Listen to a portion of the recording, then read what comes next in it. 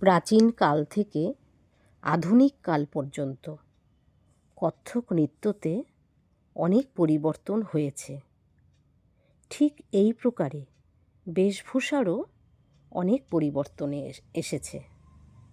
যখন পূজা আরাধনার সময় দেবালয়ে নৃত্য হতো, তখন ওই সময় পূজারী এবং পূজারিণী নৃত্য করতেন।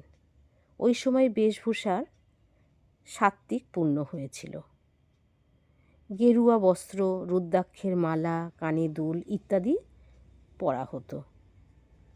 মহাভারতের কালে বেশভূষার রাধা এবং কৃষ্ণের রূপকে মনে করে করা হয়েছিল, যেমন ঘাগরা, পীতাম্বর ধুতি ইত্যাদি।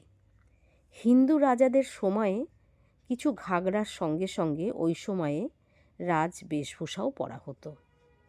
মুঘলকালের দরবারে নর্তক নর্তকীর রূপ পুরোপুরি বদলে গেল।